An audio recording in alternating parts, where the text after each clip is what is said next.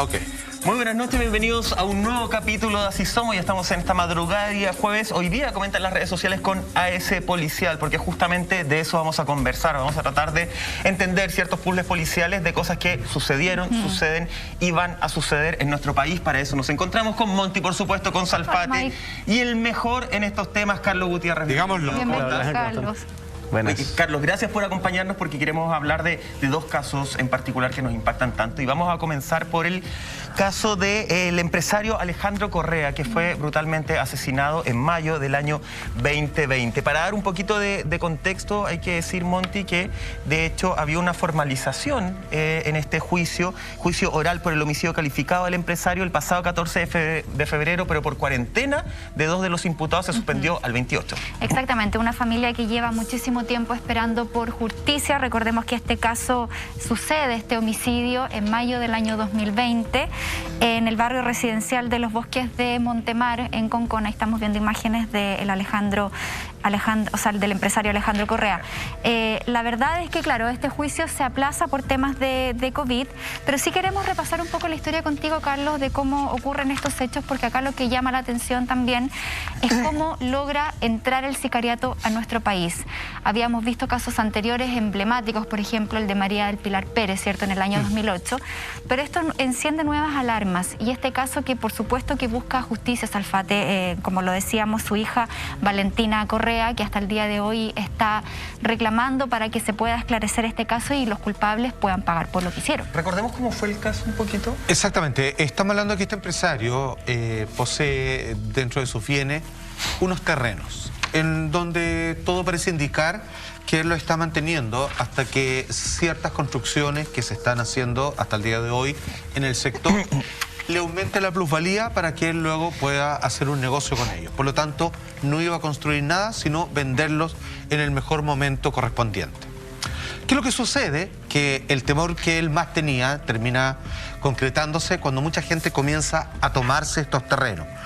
Y hoy por hoy, como suele suceder, no solamente gente que por una necesidad, obviamente, de tener algún arraigo de suelo, lo que hacen es que se provocan mafiosos intermediarios que comienzan a vender, sin ser los dueños de la propiedad, pequeños espacios de suelo a unas módicas sumas de dinero a personas que están en tremenda necesidad de aquello. Cuando este hombre, dueño efectivamente de este predio, se da cuenta de que esto se le está yendo de las manos, comienza a hacer acciones legales, sobre lo cual recibe amenazas, y sobre en última instancia es donde alguien que parece organizar todo esto decide contratar a este sicario. Primera pregunta, ¿es esto un sicario? Vale decir, ¿un sicario cometería todos los errores que este hombre cometió al asesinar a este empresario? ¿O están haciendo una especie de negocio fantasioso de personas que creen que por una gran suma de dinero pueden asesinar a alguien y salirse con la suya?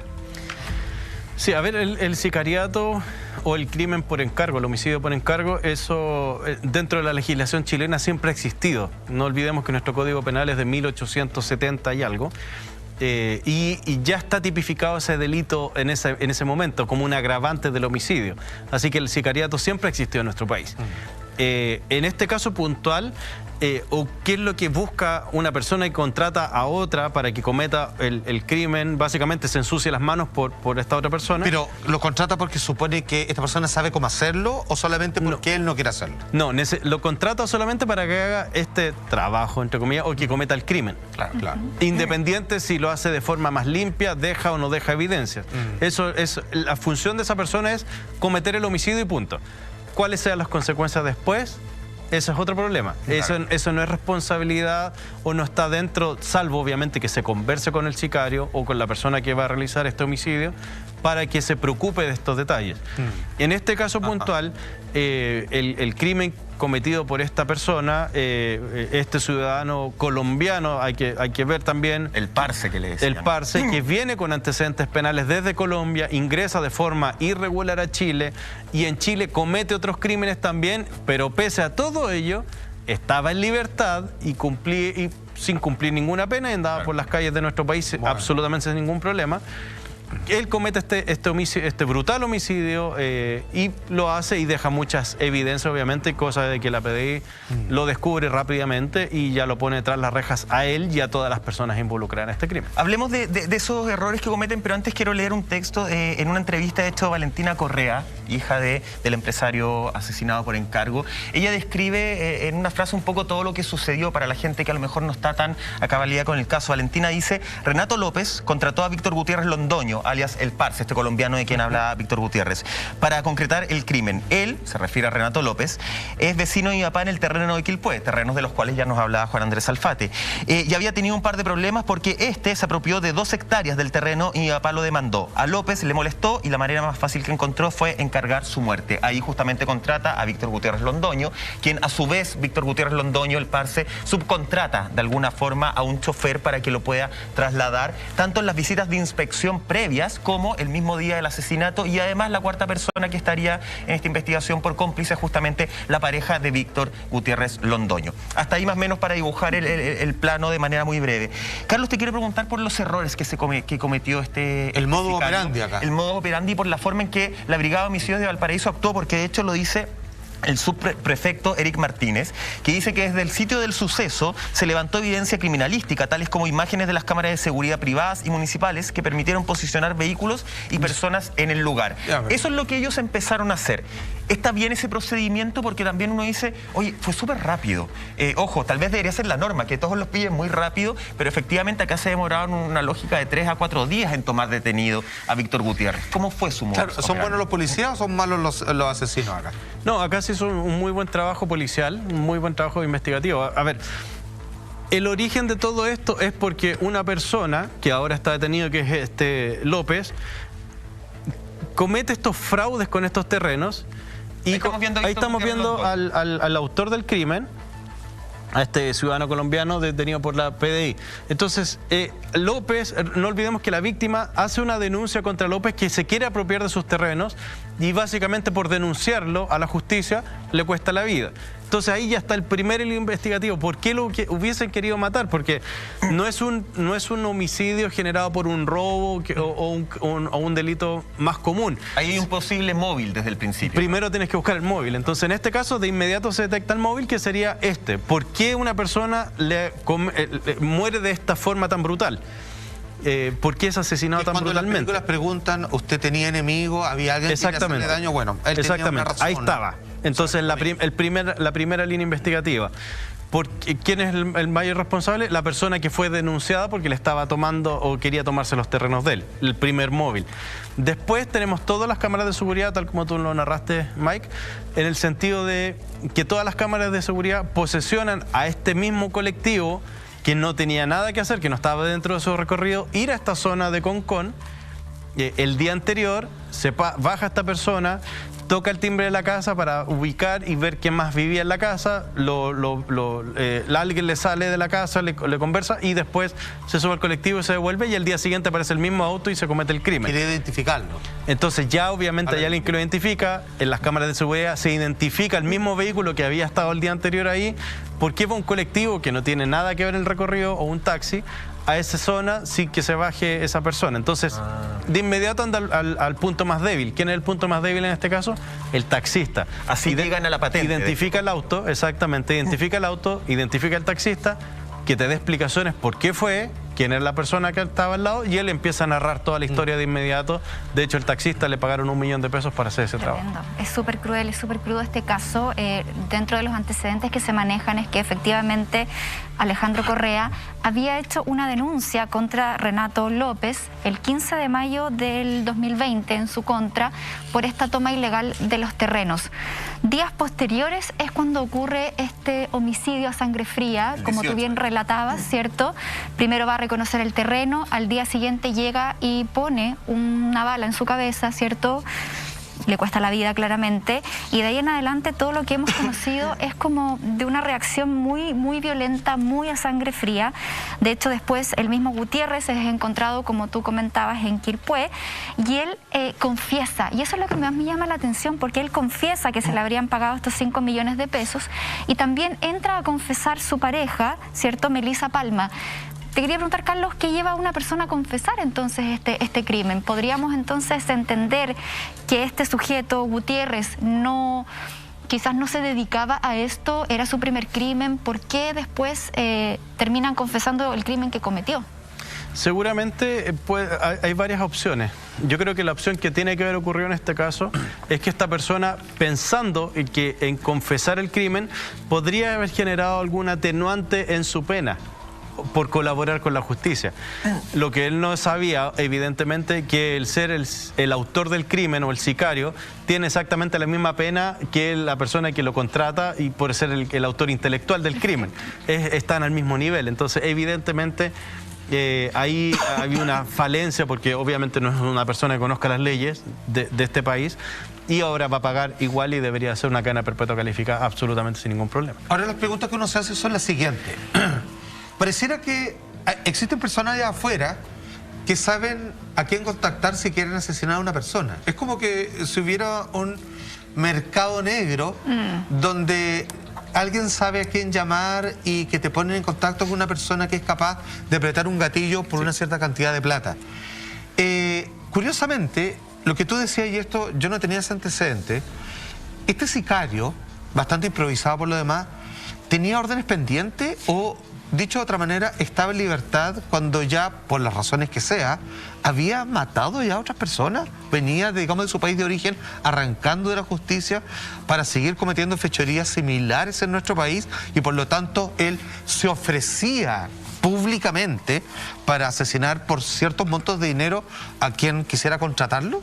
En Colombia sí tenía antecedentes penales, estaba arrancando la justicia de su país. Y eso no salta en el aeropuerto. No, porque Chile no revisa los antecedentes penales de las personas que ingresan. De hecho, se dice que entró por un paso si es que tú entras por el aeropuerto o de forma formal como turista, tampoco te van a saltar los antecedentes penales porque no están en línea con los antecedentes. Chile no exige eso. Pero maravilloso. Entonces, estamos sonados. Ese es uno de los puntos. Entonces, por eso es tan importante que Chile, con las leyes migratorias nuevas, a ver si es que se les ocurrió anotarlo en la ley, que exijan visas y dentro de esas visas revisar los antecedentes penales de las personas que vienen de otros países. Cuando uno viaja a otros países, evidentemente a uno le exigen visa o nuestros sistemas están en línea con otros países, pero Chile no los tiene. Y eso es un tema de Cancillería, que la Cancillería es el responsable de generar esas conexiones con los otros países. Pero en el caso de que a uno ciudadano de pie se le ocurre así, pero lo primero que se le ocurre es eso. Es como el desde. Sí, es raro Estamos que... de ahí en la seguridad. Bueno, Chile. Sin comentarios. De hecho, hay una carta que Valentina Correa envió al Mercurio poquito después que ocurrió este asesinato y dice: aquí hubo negligencias inexcusables, aquí fallaron los agentes fronterizos, porque sabemos que este personaje colombiano entró por un paso no habilitado por el norte de nuestro país, y también en el año 2018 la justicia tomó el caso de Gutiérrez por porte de drogas y también por intento de homicidio, y sin embargo el Ministerio Público decidió no perseverar en la causa, según las mismas declaraciones que entregó en esa oportunidad el subsecretario Gali. Entonces aquí uno se pregunta por qué anda un delincuente suelto. Primero, una persona que está de manera irregular, y segundo, una persona que ya estaba fichado con antecedentes penales y delictuales en nuestro país y que tuvo que haber pasado esto para que ahora recién la justicia tome consideración de sus causas. Sí, de hecho, tengo entendido, puedo estar equivocado, si es así, por favor, corríjanme, que este homicidio frustrado es porque él apuñala a un carabinero.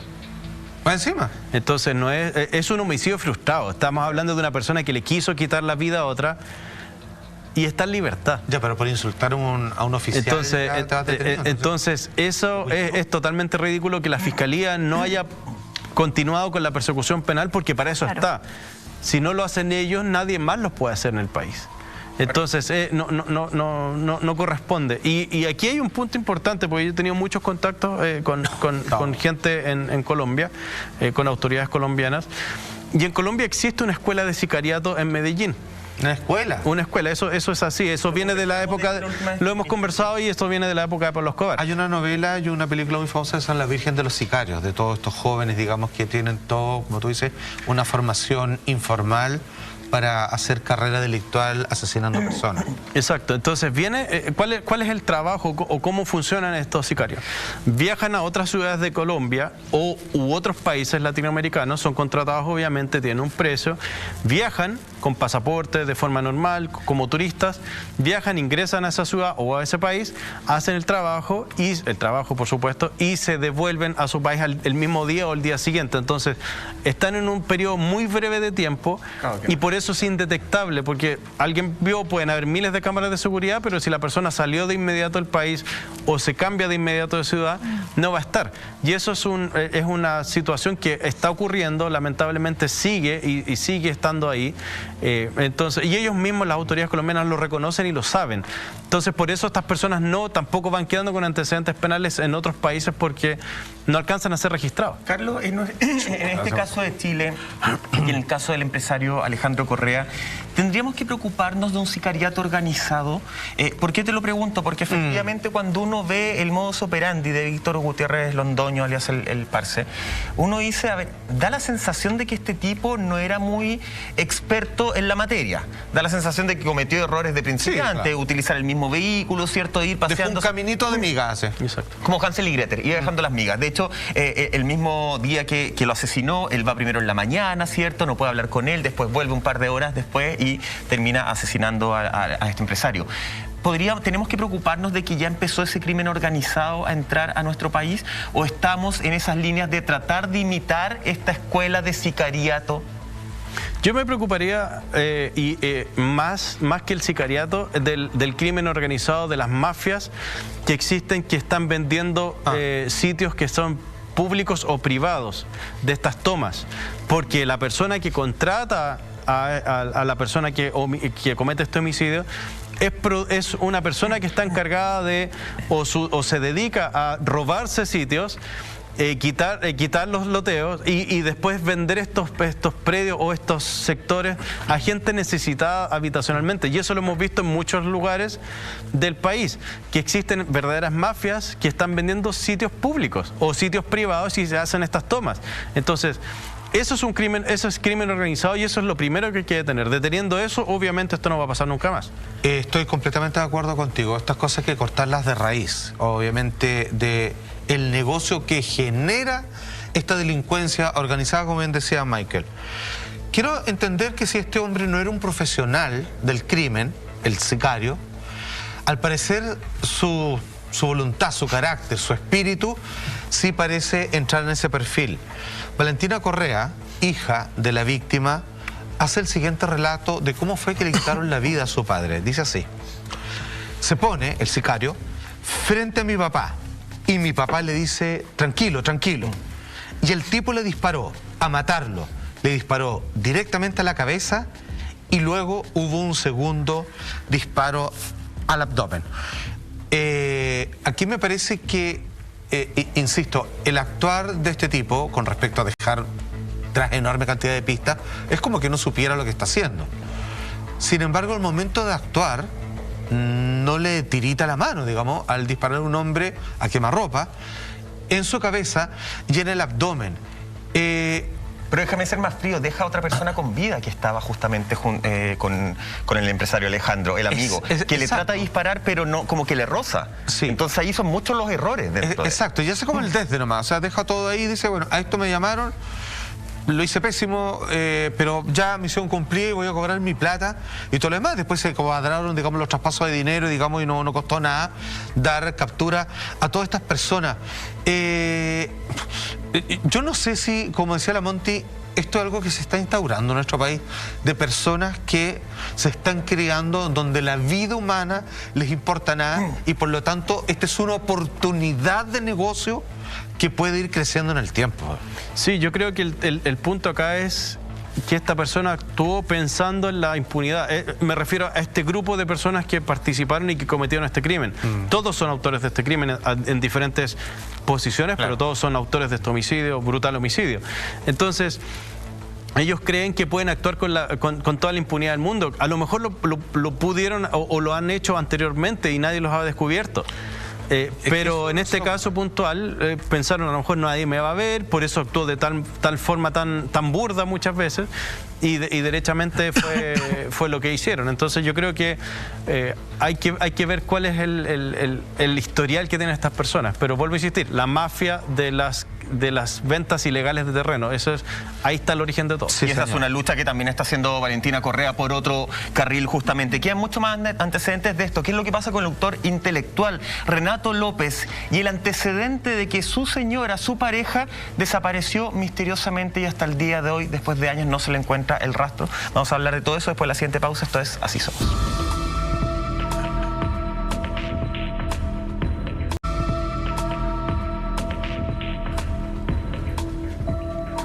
Ya estamos de regreso en Así Somos, a ese policial para que comenten en las redes sociales. Estamos hablando de este caso, de este crimen por encargo del empresario Alejandro Correa. Y yo hablaba, Carlos, de el autor intelectual. Estoy hablando justamente de Renato López, quien, escuchen bien en sus casas, tiene causas por tráfico de drogas, usurpación no violenta y violación de morada. Y además, y esto es lo que más me impresiona, dígalo, el año 2011 él mismo presentó una querella contra quien resulte responsable por la desaparición de su esposa Rosa Huerta, de quien hasta el día de hoy no se conoce su paradero. De hecho, la hermana de esta mujer desaparecida, Claudia Huerta, habló y solamente les voy a dar una frase.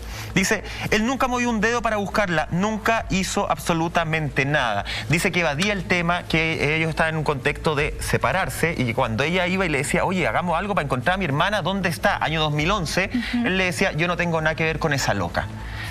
Esta investigación, si es que alguna vez existió, porque además la hermana de Rosa dice, la investigación fue pésima, nunca nos tomaron a nosotros testimonio, nunca nos llamaron a nosotros como testigos de qué estaba pasando en la familia, qué sé yo. ¿Se puede activar con esto? Era el hecho en su momento. Yo creo que claro, porque ya fue mal, ya pero podemos arreglar 20 meses desde que pasó este brutal homicidio y me imagino que la Fiscalía ya activó y le tiene que haber llamado la atención a lo menos que una persona que es capaz de ser el actor intelectual de un homicidio de una persona puede estar tras la desaparición de otra persona y que más encima era su esposa. Y que está en proceso de separación. Hay que ver qué cosas ganaba o qué cosas perdía al hacer desaparecer su esposa, porque si él es propietario, a lo mejor estaban casados sin separación de bienes, por ejemplo, y al no estar casados sin separación de bienes, todos los bienes que tuviese esta persona pasan a ella y en un divorcio se tienen que dividir las cosas, depende de lo que digan los abogados, entonces a lo mejor le convenía que desapareciera. Carlos, sin ánimo de mezclar temas, ambos álgidos y muy importantes, indudablemente el tema de la migración ha generado negocios muchas veces ilícitos paralelos y la gente necesita dónde quedarse. Entonces lo que tú dices, quiero volver porque me parece muy importante, que es el metro cuadrado en Chile se está volviendo un objeto de valor importantísimo y vital para las personas que están ingresando a nuestro país. Y detrás de aquello aparecen las personas que son ciudadanos de este país y que ven acá una oportunidad de hacer todo tipo de estafas, como por ejemplo agarrar un pedazo de tierra en los cuales ellos se sienten más empoderados, importándole un carajo si tiene eso dueño o no, y empiezan a ofrecérselo por una cierta cantidad de plata a familias hacinadas, y las otras personas no saben mucho, digamos, del teje-maneje legal sobre cómo es el sistema de propiedades y aceptan lo que les caiga nomás a esta altura, incluso a sabiendas de que están actuando no correctamente. Fíjate que a mí en lo personal me ha tocado ver de la cantidad de trampas que hacen actualmente las leyes. Por ejemplo, hay lugares donde para que se mantengan o se conserven ciertos espacios, te venden un terreno de 1 hectárea, por ejemplo, y tú no puedes hacer más de 2 construcciones o no lo puedes lotear, porque si vas a venderlo tienes que vender el terreno completo. No puedes dividirlo en 4, por ejemplo. Claro. Entonces descubrieron una ley de una trampa muy divertida, que es como yo no puedo vender este terreno, que lo quiero usar para mi comercio personal, voy a hacer lo siguiente. Te lo voy a arrendar, Michael. No te lo puedo vender, la ley no me permite, pero te lo voy a arrendar por 500 años. Y dice, así es ridículo, por 500 años y te lo arriendo con un solo pago, como si tú lo hubieras vendido. Claro. Entonces alguien dice, bueno, 500 años, y a veces no es 500, entonces son 100 años. está bien, o sea, en realidad lo siento mío, o sea, en 100 años nadie más puede ocupar esto que yo. Entonces, claramente, a lo que voy, que quiero que tú diste en un punto, esas posibilidades en la situación migratoria que está en nuestro país, está disparado. Esto es la raíz del problema, que en este caso en particular generó que alguien, para que no le interrumpieran su negocio ilícito, contrató a alguien por una cierta cantidad de plata para matar a un empresario haciéndolo de la peor manera. Es que yo creo que ahí tú diste en un punto importante, porque siempre cuando hay migración van a aparecer las personas inescrupulosas que viven en el país y se van a aprovechar de los inmigrantes, y eso pasa en todos los países del mundo. Y en el caso de Chile está pasando esto porque evidentemente un inmigrante o una familia de inmigrantes que viene al país y por ejemplo ingresó de forma ilegal y no tiene sus papeles y tiene la opción de comprar algo, va a comprar lo que pueda. Exacto. Y no tiene dónde reclamar porque son ilegales. Ahora, y ahí están los chilenos. No solamente los migrantes, porque estos campamentos tienen que ver con estas tomas ilegales con muchas familias chilenas. Sí, por supuesto. En el precio de venta y de arriendo que hay hoy en día, ellos decían, es la única solución. Y ahí está el tema, o sea, viene este aprovechamiento de estas personas como López, que son inescrupulosas y crean un negocio absolutamente legal que no tiene ningún control, que ahí está nuevamente otro llamado a las autoridades, que ya hablemos de las nuevas autoridades porque las de ahora no sacamos nada con decir lo mismo, pero que sí exista un control sobre esto, porque si una persona es propietaria de un terreno, no puede venir otra, sublotearlo y venderlo si ni siquiera es de él. Claro. Y obviamente quien sufre eso, la persona que los vendió nunca más va a aparecer. ¿Y quiénes van a sufrir? Las personas que están viviendo ahí, que los engañaron también. Entonces es una situación lamentable que debe ser controlada, y eso, tal como tú le dices, es la raíz. El otro día me acuerdo que estábamos hablando en el Hola Chile también de un caso de dos peluqueros, no me acuerdo si eran colombianos o venezolanos, que estaban en Chile, y un chileno le fue a disparar en su propio local porque él los tenía obligados trabajando en su tienda, un chileno. Y el mismo chileno fue a disparar, no era un ajuste de cuenta, nada. Él estaba enojado porque habían dejado su local antes. Entonces, son situaciones que son totalmente irregulares, que se está dando más de lo normal y no están siendo de banda, sino que están siendo generados por mismos chilenos que están aprovechándose de la migración la migración. De hecho, hoy en día la gran batalla que lleva Valentina Correa, que es la hija de Alejandro, tiene que ver como con dos aristas. Primero, que este juicio se concluya de manera exitosa el próximo 28 de febrero y que se logre la condena para los que están hoy día imputados y procesados por este asesinato. Mira, revisemos lo que dice Valentina primero con respecto a estos terrenos. Dice: mi papá compró en Quilpué un terreno de 2 hectáreas a finales de los 90 para inversión. Este ha cambiado en varias ocasiones el uso de suelo. Y continúa: menos por el uso habitacional, por lo que le fue muy difícil venderlo. Regularmente iba a visitar el sitio, esto nunca estuvo abandonado. Y otra de las luchas, como les decía, de Valentina es justamente avanzar en todo lo que se refiere a la toma ilegal de terrenos. De la recuperación de lo suyo. Y esto no lo estamos viendo solamente en la quinta región, que se ha dado mucho, sobre todo hemos visto ahora en el verano reportajes, no sé, en el Tao, por ahí, cierto, litoral central, sino que pareciera que es una práctica mucho más común de lo que uno piensa, y lamentablemente aquí la justicia y las leyes no han sabido estar a la altura para poder resolver estos problemas antes que terminen en situaciones como esta. De hecho, el mismo Alejandro Correa, antes de perder la vida, él había conversado con las personas con las que tenía estos problemas. De hecho, él había hecho una denuncia, o sea, ya había una problemática que estaba en este engranaje para poder encontrar una solución como corresponde, ¿cierto? Por las vías, por la conversación, por la vía legal, como tiene que ser. Y acá entra otro personaje que se llama Luis Alarcón, que es un profesor de historia que se hacía llamar el asesor de Tomás, y que él en el fondo es el que da inicio a la edificación. Profesor de historia, él. Sí, él es el que da inicio a la edificación en los terrenos de la familia Correa, y actualmente este personaje también está siendo investigado por loteo irregular y también la venta irregular de terrenos. Entonces acá empezamos a ver que hay toda una mafia detrás de esto. Y que lamentablemente... O sea, venden hasta puestos en la calle. Claro, es que claro, los ambulantes y todo eso. Lamentablemente también hay mucha gente que cae en esto, es que yo compra. Exacto, y es la desesperación. Sí, claro. Sí, es la desesperación, tal como tú dices. Hay gente que está comprando terreno en Meix o en la zona, sí, como para los vender ambulantes dentro del metro, y los protegen, entre comillas, y todo eso. Y alguien se hace pasar por el dueño de la calle. Así como... yo creo que aquí el llamado es para los parlamentarios, el nuevo Congreso que va a empezar en un mes más, en menos de un mes más, y decir que, porque la ley existe.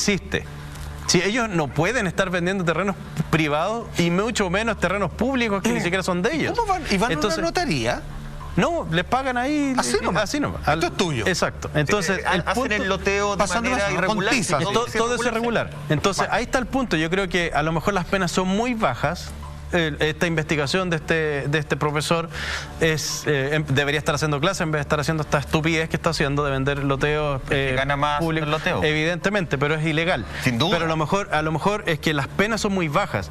Pero si la persona se va preso 20, 30 años por hacer esa estupidez y estar estafando a la gente, yo creo que la van a pensar 2 o 3 veces antes de hacerlo. Yo creo que ese es el gran problema en este caso, que las penas son demasiado bajas, no arriesgan nada, a lo mejor van a ir una multa ya, y si tiene buena conducta anterior y listo, pero estafó mucha gente.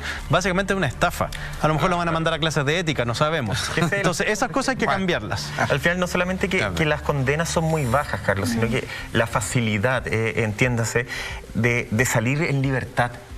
Les dan muchos espacios para salir en libertad, básicamente porque también tenemos un sistema carcelario que está colapsado. Está colapsado. Y eso también tenemos que entenderlo. Sí. O sea, se necesitan generar más cárceles. Entonces llega un minuto en una realidad pandemia en la que se tienen que empezar a liberar espacio y es como ya, bueno, me voy a hacer el gil con esto, listo. Da lo mismo el informe de gendarmería, tú te saco libre y después esas personas vuelven a asesinar. Y después tenemos Ámbar Cornejo. Claro, por ejemplo, el caso de la pequeña Ámbar Cornejo. Vamos a estar atentos a este caso justamente. Ojalá que suceda el 28 de febrero. O sea, están todos los antecedentes. O sea, porque sí, ¿cómo no? Pero Valentina también hablaba, es como de verdad es terrible seguir aplazando esto, porque cada vez es revivir la situación, es revivir el momento y sentir que efectivamente como familia estamos solos. Ojo, ellos también tienen miedo de su propia seguridad.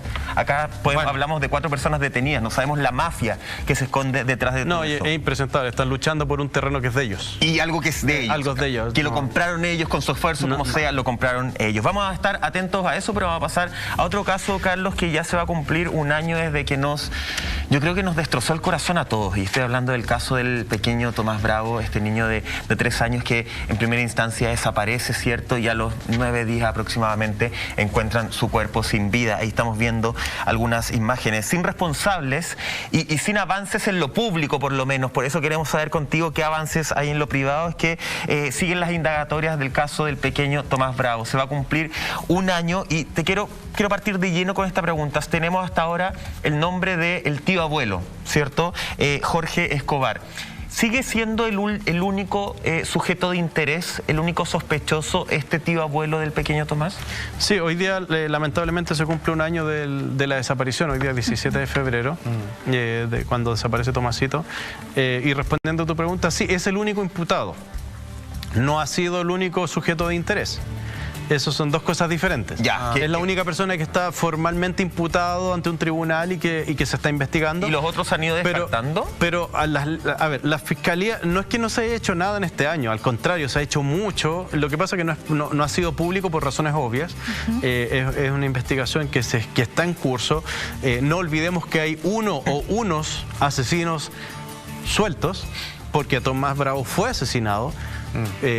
Y fue abusado sexualmente también, no el cuerpo, pero sí hay señales de abuso sexual. Entonces, ellos están en la calle, están libres, están viendo este programa en este minuto, están escuchando atentamente lo que yo estoy diciendo. Porque están en libertad y obviamente yo no les voy a dar las pistas para que se puedan defender después. Ese es el problema de ellos. Ellos son homicidas, él o ellos son homicidas y obviamente los vamos a encontrar y los vamos a poner tras las rejas. Pero hay muchas líneas investigativas, ha llegado muchísima información. Cuando la información llega de forma formal, el Ministerio Público y la fiscal Cartagena, que ha hecho un trabajo excelente, se ha dedicado a seguir cada una de estas líneas. Muchas de ellas no llegan a buen puerto. Se cae la investigación o esas líneas porque no tienen un asidero que estén relacionados con la muerte de Pero hoy día está el tío abuelo, el único imputado, pero hay otros sujetos de interés, obviamente no te. Sí, por supuesto. Pero existen otros sujetos de interés hoy día. Siempre hay sujetos de interés, se está investigando muchas aristas, se han investigado todas las aristas que se han recibido de forma formal, no el cagüineo de redes sociales ni nada de eso, sino que de forma formal, con información tangible que llega al Ministerio Público. La fiscal ha solicitado diligencias directamente a las policías, pero vuelvo a insistir, muchas de ellas se han ido cayendo porque no tienen un asidero o no están relacionados directamente con este caso. No está de más recordar que Carlos Gutiérrez, es parte, obviamente, de forma muy generosa tuya, una vez más, de tratar de esclarecer qué fue lo que pasó con este niño de 3 años. Es por lo tanto que tú tienes más antecedentes que nadie en este momento en este país, y también tú eres la persona responsable de haber encontrado la cantidad más importante de pistas que muchos otros procedimientos fueron pasados por alto, o que incluso en algunos casos hasta fueron, no adrede por supuesto, pero por mal manejo, hasta destruidos. Este caso en particular, según tu expertise, Carlos, pudiese haber sido resuelto de manera mucho más rápida e instantánea, y no que estemos todavía a un año hablando de esto, si es que estos procedimientos hubieran sido los correctos, si es que las declaraciones de cierto fiscal no hubieran sido tales, si es que la prensa está obligada a orquestar y acompañar lo que dicen unas policías, después otras, cambio de historia, que esta persona es culpable, en realidad lo que puede haber pasado es tal cosa. En realidad pareciera que esto... hay más personas que entorpecen, y no a propósito, el caso es una negligencia, para que estos casos no se terminen en los plazos correspondientes, existiendo todas las pruebas. Sí, evidentemente en este caso, y aquí lo dicho incluso públicamente, la fiscal regional lo dijo en su cuenta pública, y reconoció el error garrafal que tuvo el fiscal Ortiz en el inicio de esta investigación. Eso no es un secreto. Todos sabemos que esta investigación se ha tardado un poco. A lo mejor podríamos estar en los mismos tiempos, no lo vamos a saber porque serían hipótesis que nunca la vamos a poder saber. Pero sí, evidentemente hubo errores garrafales al inicio de esta investigación que lideró el fiscal Ortiz, que hay mucha evidencia que a lo mejor no va a poder ser recuperada porque se destruyó en ese momento. Nosotros con Pedro Díaz y el equipo forense que entramos cerca de abril, estamos hablando de febrero, nosotros entramos muchos meses después, y empezamos de -0, y mucha gente nos criticó cómo se les ocurre, si hay muchas cosas que han avanzado, cómo no van a considerar nada de eso. Y nosotros no consideramos nada de eso porque quisimos hacer nuestra propia investigación, y el tiempo nos ha dado la razón. Exacto, y llegan otros resultados. Por algo la fiscal ahora está trabajando con Carabineros y con el Laucar, y no con la Brigada de Homicidios. Ay, qué preocupante escuchar eso igual. A buen entender pocas palabras, se entiende por qué. Entonces, ahí está el punto. Evidentemente se hizo un mal trabajo en ese sentido, pero aún así, científicamente hemos podido recuperar mucha evidencia, lo pude hacer. Y acá hay un punto importante. Lo que se hizo en primera instancia fue mucho de la policía noventera, ochentera en Chile, del que yo creo pasó esto, yo creo que pasó esto otro, y vamos para allá, y el fiscal siguió esa misma línea. Estamos en el año 2022, estamos en el siglo XXI. Pero yo creo porque no tenían herramientas para... Yo creo que no tiene flojera. No, porque no tiene herramientas y el conocimiento. Si es muchas veces el desconocimiento de esto, y eso y yo lo he denunciado y lo hemos conversado muchas veces en el programa. Yo creo que ¿qué es lo que ha pasado? Desde que toma la causa la fiscal Cartagena, que es la fiscal regional, y ella sabe perfectamente los errores que se cometieron, y esos errores van a ser analizados, y nosotros como parte querellante y de la madre de Tomasito, de Estefanía, nosotros vamos a exigir, y ya se lo exigimos al fiscal nacional, y la fiscal regional también sabe, que cuando esto se acabe, vamos a ver cuáles van a ser las medidas administrativas que el Ministerio Público tiene que tomar contra el fiscal Ortiz. Eso es un hecho. Nosotros lo vamos a exigir. Es una de las opciones que nosotros vamos a exigir. Tú bien lo dijiste, entonces, Carlos. Sí. Entonces, el punto es que desde que se inicia, desde la fiscal Cartagena toma esta investigación, y obviamente después nos incorporamos nosotros, que hemos trabajado de muy buena forma. Aquí estamos viendo el cómo se deben hacer las cosas. Claro. Estamos trabajando desde un punto de vista 100% científico. Acá no hay nada al azar, no hay nada al que yo creo esto, sino que todo científicamente es probado. Por eso lo que me preguntabas tú, Mike, al principio, hay muchas evidencias o muchas líneas investigativas que se caen en el camino porque no tienen asidero científico. Claro.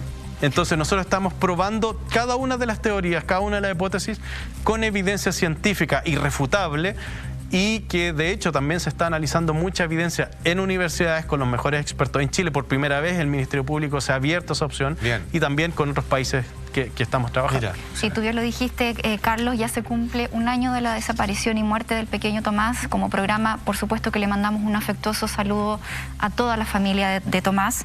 Y claro, Estefanía Gutiérrez, que es la madre, ella ha estado durante un año, pero incansablemente clamando por justicia y por respuestas, y yo creo que el trabajo que estás haciendo tú con Pedro Díaz viene a dar esta luz de esperanza y estas respuestas que la familia necesita.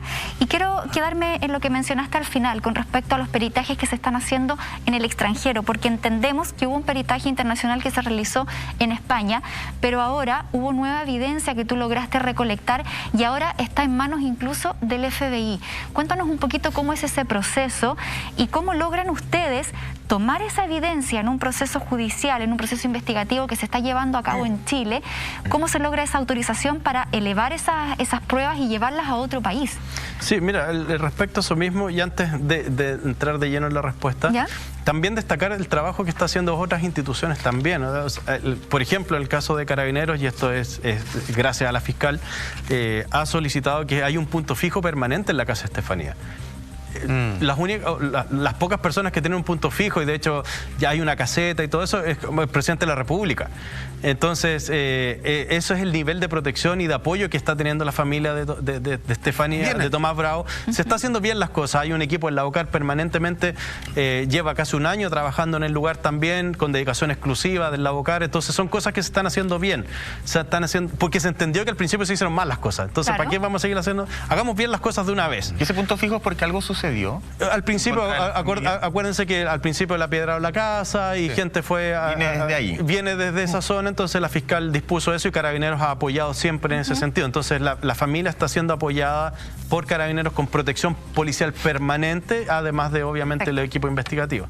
Entonces, y hay mucha evidencia y hay otros antecedentes que estamos trabajando y se han ido incorporando otros expertos, como tú bien decías, Monty, de España, pero también de los Estados Unidos. Entonces me gustaría profundizar mucho más en ese tema porque es muy interesante, porque es primera vez también que se va a hacer. Muchas veces se dice, se va a mandar evidencia a Estados Unidos, se va a mandar evidencia a esto, y no se hace. ¿Y cómo lograste esto es eso? de verdad, esto es 100% cierto. Queremos quedarnos en ese punto, queremos conocer todo ese detalle a la vuelta de esta pequeña pausa comercial, ya estamos de regreso aquí en Así Somos.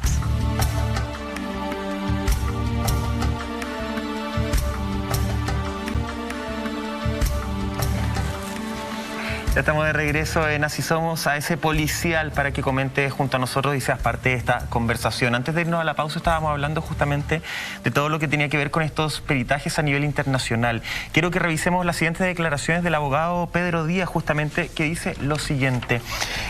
Hay resultados, ya están llegando algunas pericias, faltan otras que lleguen y ahora solo se espera el resultado científico de estas pericias para poder saber qué pasó con Tomasito. Hay filamentos, hay pasto, hay manchas, hay un sinfín de elementos que se levantaron. Son alrededor de 57 evidencias. Esto lo dijo justamente en una entrevista con el matinal de Televisión Nacional de Chile. Muy buenos días a todos. Y en otras instancias, él hablaba justamente que se estaban realizando, Carlos, peritajes que nunca en Chile se habían, al nivel que nunca se habían realizado acá en nuestro país. Necesito, y agarrando la pregunta que te dejó Monty planteada, que nos expliques muy detalladamente justamente cómo llega todo esto a ser periciado en España, en Estados Unidos, y por qué allá se encuentran otras cosas que al parecer acá no.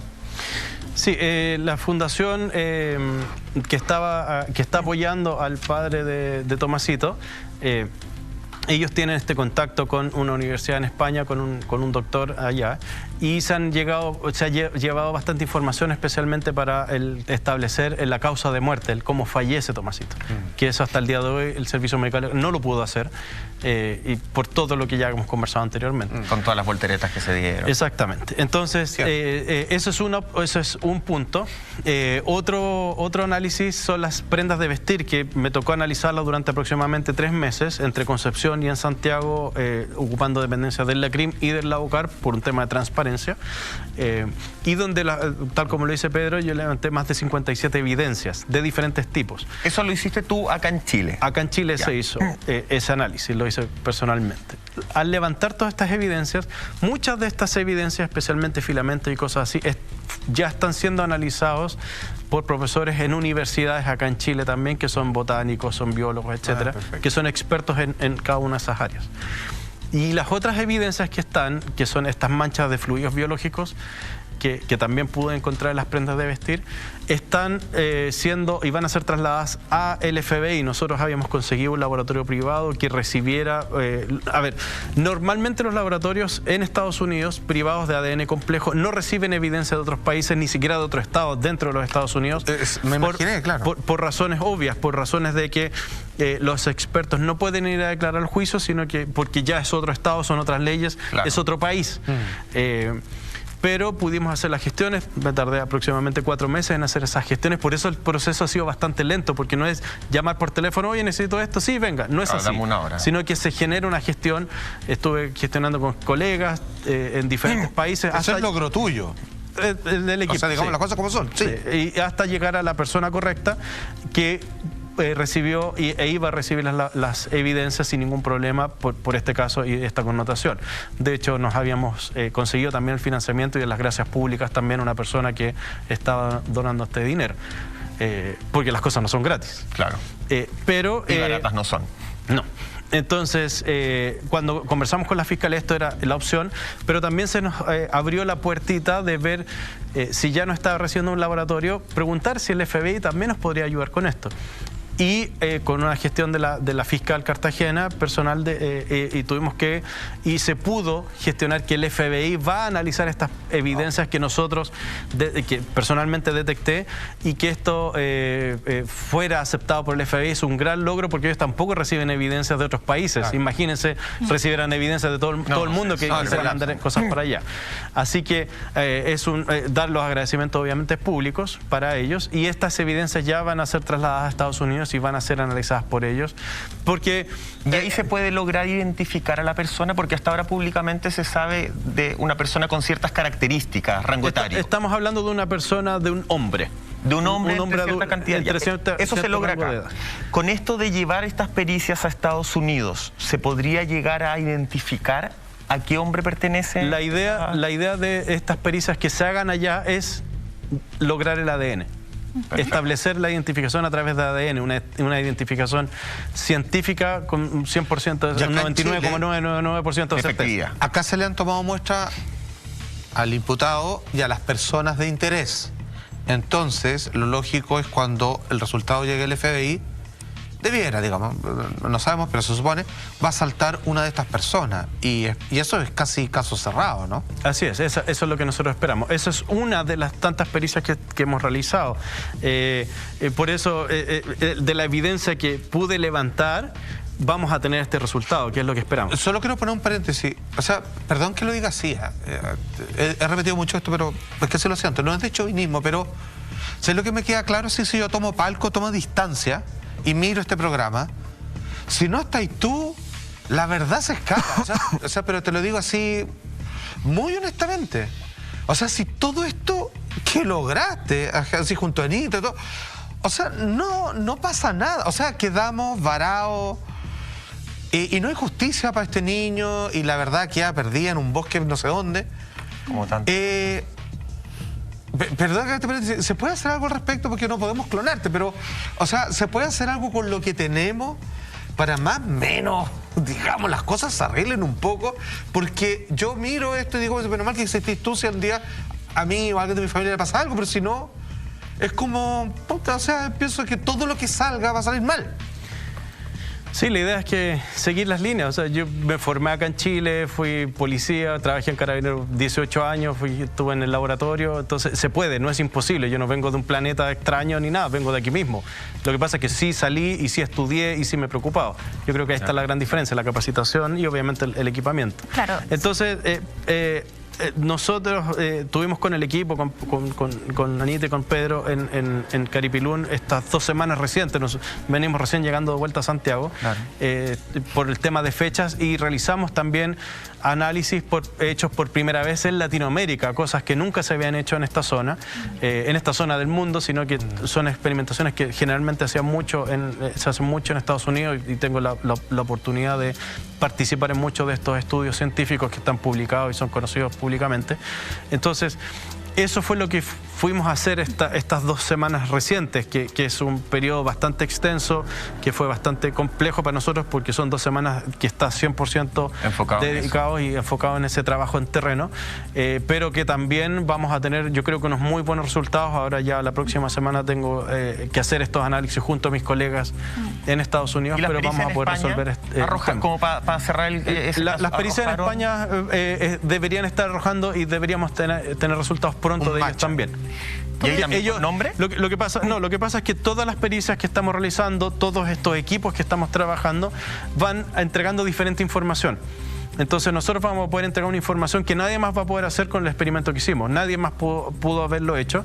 Entonces lo hicimos y esa respuesta va a ser única y lo vamos a poder y vamos a dar esa respuesta. Eso sí, con el resultado que pude ver en el trabajo en terreno, yo creo que sí vamos a tener un resultado muy positivo de lo que hicimos y vamos a dar una respuesta certera de la interrogante que teníamos que entregar, que era la pieza del puzzle que nos está faltando. España nos va a entregar otra información, el FBI nos va a entregar otra información y vamos a tener el puzzle completo, como se los he dicho en varias oportunidades. De aquí a 6 meses vamos a tener el panorama absolutamente completo. Perfecto, me parece súper esperanzador eso, Carlos, porque es la justicia que la familia necesita.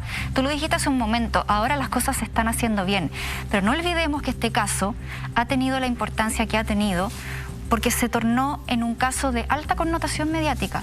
Pensemos en la cantidad de personas que quizás han vivido una situación similar, con algún familiar, y que lamentablemente nunca han tenido respuestas. De hecho, nosotros en el mismo programa el año pasado entrevistamos mucha gente que tiene familiares desaparecidos hasta el día de hoy después de 15, 20 años.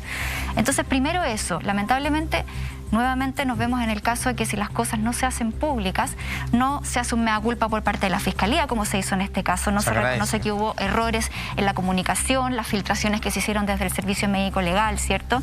Entonces, acá uno se pregunta, y adhiero ahí a tu cuestionamiento, Salfate, o sea, si no existen personajes como tú, Carlos, que de una manera desinteresada decide ser parte de la investigación y aportar con todo tu conocimiento y hacer todas estas gestiones incluso en el extranjero, que cuestan dinero, que cuestan recursos, tener los contactos, ¿cierto? ¿Qué pasa con el resto de las personas que están en una situación similar? Y también quería preguntarte en este caso, yo sé que tú tienes los contactos, pero ¿funciona la justicia así para otras personas, por ejemplo, que necesiten de una pericia en el extranjero? ¿El Estado desembolsa recursos para pagar ese tipo de investigaciones o aquí estamos ante una excepción?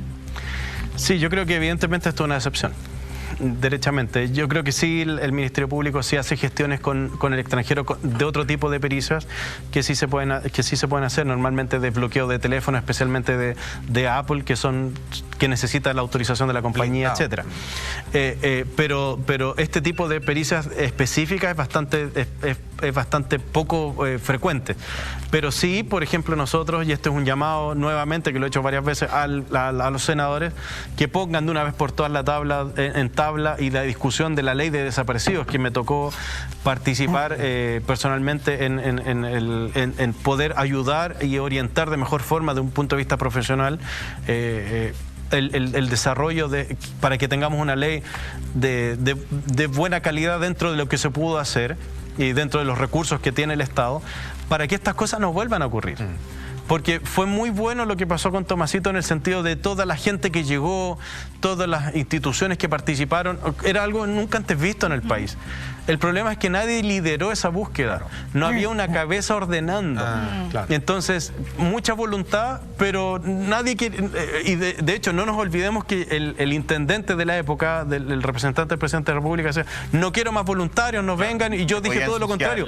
Vayan los voluntarios porque se necesitan más manos. Si la búsqueda es 24/7, no es solo de día. Lo que pasa es que pero hay que liderar las cosas. Y por eso necesitamos una ley de desaparecidos donde vienen todos estos protocolos. Pero hay que hacerlo, hay que aprobarlo. Así que el llamado, por favor, a los senadores que de una vez por todas voten la ley. Los diputados hicieron su trabajo y la votaron unánime. Les toca a ustedes, senadores, votenla, por favor. Es un beneficio para el país. Sí, todos lo están para pidiendo. todos, a cualquiera le puede pasar. Mala fecha para hacer el llamado, porque en febrero todo el mundo se va de vacaciones, parece. Por eso todos los políticos pueden estar viendo el programa a esta hora. No les gusta mucho el trabajo. Carlos, corrígeme si me equivoco, yo mi memoria es pésima. Cuando Cuando se encuentra el cuerpo del pequeño Tomás, se habla o empieza a surgir de alguna forma distintas teorías. Y una de esas teorías apuntaba al lugar donde habían encontrado el cuerpo, que si mal no recuerdo tenía que ver con una forestal, con una empresa, era un sector como privado, había que atravesar un portón. De hecho, se había tratado de entrevistar a la persona que tenía que estar en ese portón. Habían cámaras involucradas en su momento y se especuló incluso que los dueños de esa forestal podían estar involucrados. Dentro de lo que tú nos puedas decir, lo que nos puedas contar, y si le embarro me avisa ahí, esa línea investigativa tuvo una conclusión. ¿Se accedió a esas cámaras, a esos videos? ¿Hay alguna prueba de algo por lo que ustedes siguen otra línea investigativa y que a lo mejor no lo puedes contar? Sí, primero que todo aclarar que el predio donde se encuentra el cuerpo de Tomasito lamentablemente es un predio privado. Esa persona ha colaborado en absolutamente todo el proceso de investigación, se sabe quién es. De hecho, yo tuve acceso al lugar sin ningún problema, él nos entregó las llaves. Absolutamente todo el apoyo, él está en permanente contacto con la Fiscalía, no hay problema con eso. ¿El registro de las cámaras también? Las cámaras son de otra forestal. Ya. Esta es una persona común y corriente, que es dueño de ese predio. Las famosas cámaras de la forestal, que está para otro sector, esos videos siempre han estado. Ya. No es que, como se decía, que no está, no quiere, las cámaras siempre han estado, están en la carpeta investigativa. Es un proceso, fue un proceso lento. Carabineros, de hecho, está a cargo del análisis de esos videos.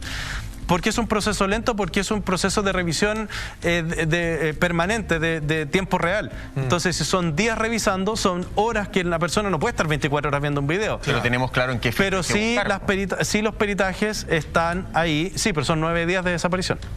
Entonces, si los peritajes se están terminando, lo están haciendo la Policía Carabineros, los videos están, y cuando sea el tiempo y cuando se llegue a un juicio, porque estamos hablando de un homicidio, van a ser públicos y los videos van a estar ahí. Eso no hay nada oculto acá, al contrario. Está todo, que no entiendo. Son 9 días de desaparición, pero ya llevamos más de un año. Justamente en este caso. Entonces, recién ahora se están periciando esos videos. Te quiero preguntar eso, Carlos, y si es recién ahora, ¿por qué ahora y no fue en el minuto 1? Todo eso lo responde Carlos Gutiérrez después de la siguiente pausa.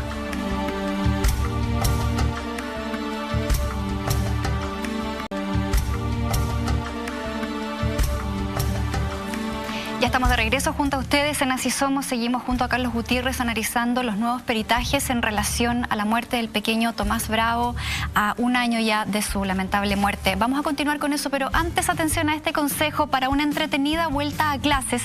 Con los productos Faber-Castell podrás disfrutar de todos los colores que tienen para ti. Encuéntralos a un precio muy especial en nuestra tienda .lared.cl. Y entonces, súper dato para este marzo. Ahora sí, Carlitos, seguimos hablando de los nuevos peritajes, ¿cierto?, de los antecedentes que hemos conocido con respecto a la investigación para esclarecer quién es o quiénes son los responsables de la muerte del pequeño Tomás, que fue encontrado sin vida el 26 de febrero en la provincia de Arauco.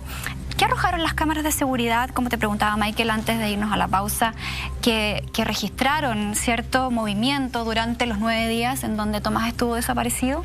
Sí, esas cámaras de seguridad corresponden a un predio de una forestal que estaba en uno de los terrenos cercanos al lugar de desaparición y después de hallazgo. Los videos siempre han estado en la carpeta investigativa y también han sido ya periciados por personal de carabineros especializados. Por razones obvias de la investigación no les puedo indicar cuál es el resultado, pero en su minuto van a ser públicos también, porque no nos olvidemos que este caso sí o sí en algún minuto va a llegar a un juicio con el imputado que sea, porque estamos esperando las respuestas científicas, pero la persona que asesinó, las personas que asesinaron a Tomás Bravo van a pagar y los vamos a encontrar. Eso ténganlo por seguro, nosotros los vamos a encontrar y los vamos a poner tras las rejas. Maestro, no, siempre me quería preguntar, estas pruebas que maravillosamente tú lograste conseguir en el extranjero siendo parte de ellas el FBI, ni más ni menos, con exámenes y pericias que nunca antes se habían hecho en esta parte del continente, llegan con un resultado. Tú vas a juntar todo eso y eso es, aquí está todo. Con esto presenta, y ahí se interrumpen todos estos plazos de prolongación y ahí mismo es donde se provoca un juicio final sobre todo este caso. Claro, dependiendo obviamente de los resultados, viene el proceso del análisis completo de que llegue toda la información, ponerla todo junto en un informe, y ahí la fiscal, el Ministerio Público, tiene que tomar la decisión de imputar a la persona o que sea el responsable y pedir ya prisión preventiva o no, y evidentemente iniciar el proceso administrativo antes de llegar al juicio oral. Carlos, tú, bueno, eres muy correcto al momento de hablar y de contarnos generosamente lo que puedes contar. Hay muchas cosas que están de conocimiento tuyo, de la empresa, de la investigación que están haciendo y que obvio no lo puedes transparentar. ¿Se puede saber si la investigación, la línea investigativa hasta ahora va en pro de un culpable o sería más de un culpable? En este minuto no descartamos nada. Si es que hay uno o más responsables. Las respuestas y la información que nos va a llegar y que estamos realizando sí nos va a dilucidar para saber si es uno o más personas. Pero ¿Eso sería la respuesta desde Estados Unidos? Una de las respuestas, pero es el todo. Toda la información que estamos recibiendo, toda la experimentación, el análisis que hicimos, nos va a dar ese resultado. Yo en este minuto no descartaría si es uno o más, y si lo pudiera hacer tampoco te lo podría decir, no, pero porque vuelvo a insistir, hay un asesino suelto en este minuto.